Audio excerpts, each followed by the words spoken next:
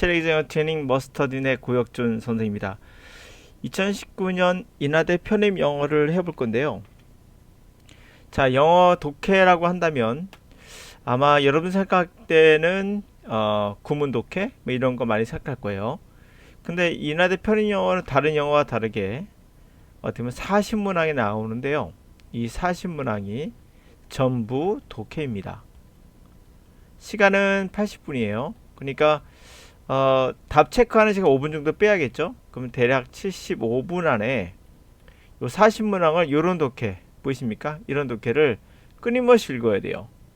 이런 거를 문제 유형도 여러가지 다 나옵니다. 뭐 일치 문제 나오고 문장 넣기, 다시 말하면 정확히 읽고 그리고 내용 파악하고 기타 등등등 다 원하고 있어요.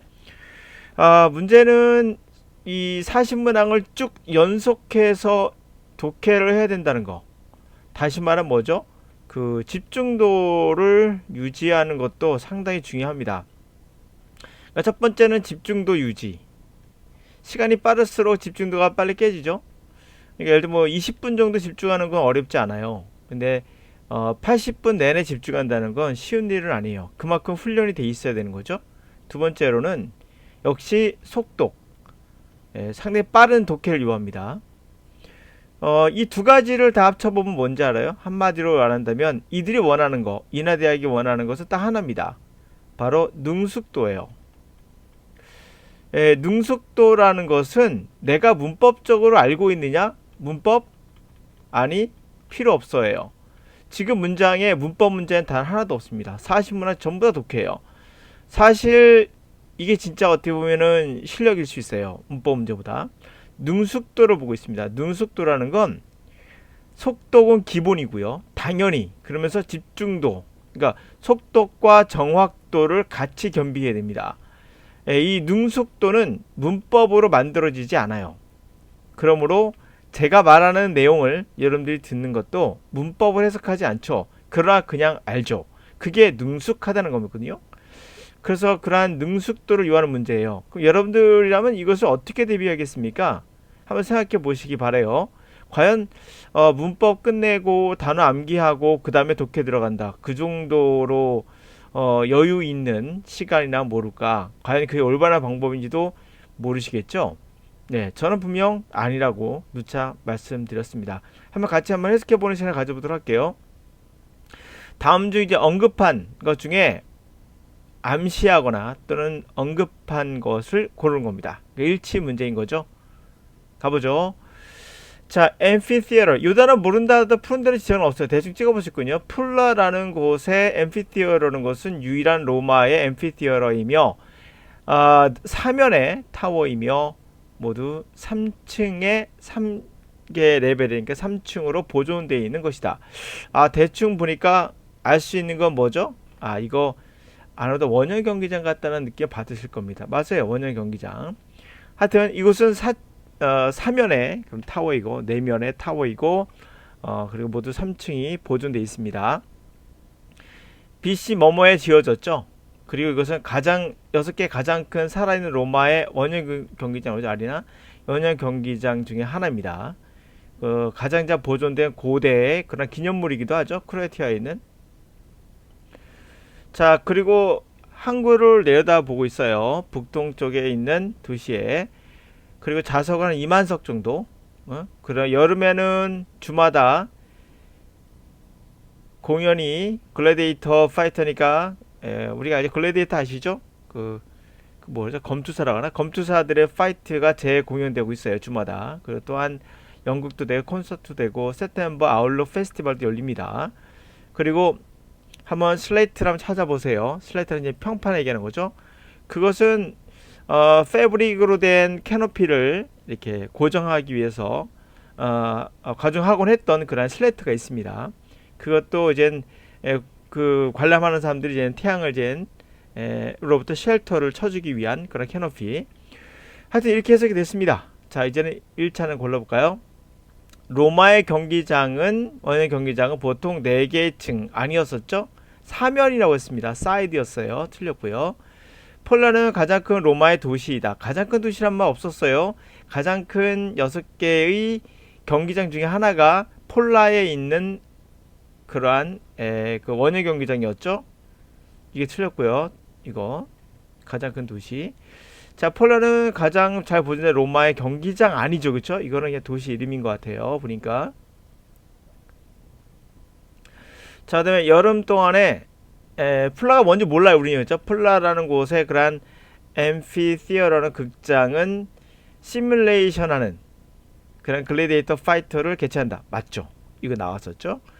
1세기 나온 적 없어요. 그렇죠? 1세기에 콘서트가 열렸다. 뭐 여기서 그런 문제 없었고요. 자, 그다음에 문장 넣기죠. 자, 그것이 보여줬던 것은 불안에 대한 반응은 반드시 외부적인 위협에 의해서만 야기되는 것은 아니다. 오히려 그것을 추적해 보면 바로 브레이크다운 메커니즘이 무너진 거죠. 그 메커니즘이 무너졌다는 것은 바로 내가 내에게 신호를 보내서 야, 반항하지 마 라는 신호를 보내는데 그것이 무너진 겁니다. 자, 기본적인 뉴런의 서킷리, 전자 회로망 같은 거죠. 기본적인 신경의 전자 회로망을 발견했다는 것은 결국 어떤 열쇠, 중요한 혁신을 이 된 거죠. 혁신으로 판명된 겁니다. 발견이. 그리고 인간의 불안을 이해하는 데는 중요한 혁신적인 키포인트를 잡은 거예요. 그 발견은. 자동차가 고장이 났어요. 컨트롤 되지 않아요. 움직이지 않는 엑셀레이터인 경우도 있겠고, 또는 브레이크가 고장난 경우도 있겠죠. 그런 것처럼 항상 명확하진 않아요. 내 어느 부분이 고장났는지는 명확하진 않아요. 자, 또한 이렇게 발견될 수 있어요. 판명될 수 있는데, 일부 불안장애가 바로 과도한 에믹돌라라는 엑셀레이터, 그러니까 뇌의 한 부분입니다. 에믹돌라 편도엽이라는데, 하여튼 에믹돌라의 과민한 반응에 의해서 야기되기도 하고, 이걸 엑셀레이터에 비교할 수 있겠죠. 반면에 또 다른 거로는 활동이 제대로 되고 있지 않은 전두엽, 일명 브레이크라고 말할 수 있겠죠. 그런 것 때문에 야기되기도 한다. 자전거에 비유를 하고 있어요. 자동차에. 자, 또한 이런 경우도 있겠죠. 전체적인 어떤 다른 부품들, 내 어떤 다른 부품들의 전체적인 부품들이 그런 어떤 열쇠가 불안을 이해하는 열쇠를 갖고 있을 수도 있어요. 다른 부분들이 그거 말고도. 자, 행동의 뉴로사이언티스트들은, 이 대학의 대학생들은 6년간의 연구를 했어요. 완두콩만한 사이즈의 그 뉴런의 어떠한 연결 매듭을 연구를 했고요. 이거는 아믹돌라 근처, 편도엽 근처에 위치한 곳으로서 이름 붙이기 참 그쵸 난감한 건데요. 그것은 하여튼 배드 뉴클리어, 배드 핵이라 부르며 줄 터미널라이즈, 이게 종말이죠. 그러니까 종말 선의 어떤 종말 부분에 있는 배드 뉴클리어라고 하는 그러한 거라고 할 수 있는 이러한 나트, 이러한 땅콩만한 사이즈, 완두콩만한 사이즈의 나트를 연구했다고 합니다. 중요한 포인트는 이게 어디에 들어가냐죠. 뭐라고 했습니까? 이제 생각을 해보자고요. 간단합니다. 불안이라는 포인트는 뭐예요? 반드시 외부적인 요인이 아니라 오히려 바로 내부 메커니즘의 붕괴죠. 추적해보면 뇌의 반응을 멈춰라 라는 거였어요. A번은 보시면 알겠지만은 이 뉴럴 서킷을 발견한 것이 결국에 우리가 불안을 이해하는데 굉장히 큰 도움이 된다는 것을 알 수 있고, B번이 포인트인데요. 자동차가 컨트롤되지 않는 것이 엑셀레이터 망가지거나 브레이크 망가진 것처럼 그렇게 명확하게 그 내 부품이 어느 부품이 망가졌는지를 명확하진 않아요. 하면서 나갑니다. 그럼 이거 어디 나올까요? 네. 그 다음부터 C는 뭐 나옵니까? 불안장애가 이루어지는 첫 번째 원인 아믹돌라 또는 전두엽의 고장. D번은 뭐죠? 그거 말고 다른 두 번째 다른 부품들. 그 다음에 2번에서는 이 부분 다른 부분으로서 요거 땅콩만한 사이즈의 이런 거 연구한다가 나오죠. 그러면 들어갈 수 있는 자료는 B번밖에 없는 거죠. 기본적인 이것을 발견한 것이 혁신적인 것이며, 그것이 보여준 것은 불안장애가 외부적인 요인이 아니라 내부의 신호체계의 문제다. 마치 자동차가 컨트롤되지 않는 것처럼 그렇게 항상 어느 부품이 명확하지는 않자. 그래서 이걸 판명될 수도 있고 이렇게 판명될 수도 있다 하면서 나오는 B번이 흐름상 적절하죠.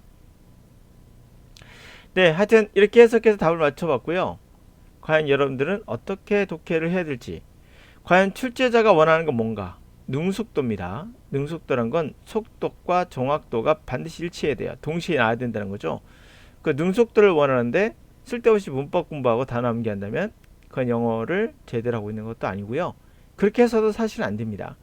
근데 우리는 아직까지 그런 틀에서 벗어나지 못하고 있죠. 그것은 여러분들도 그것에 익숙하기 때문이에요. 거기서 빨리 벗어나서 영어는 과연 어떻게 했나 생각해 보시면, 내가 국어를 어떻게 공부했지? 내가 어떻게 해서 책을 읽을 수 있게 됐지? 생각하시면 참 쉽게 올 수 있어요. 인하대 문제, 요 문제에서 굳이 뭐 100점 안 맞더라도 고득점을 맞고자 한다면 단어보다도 해석의 어떤 흐름을 빨리 찾는 것이 중요합니다. 이상입니다.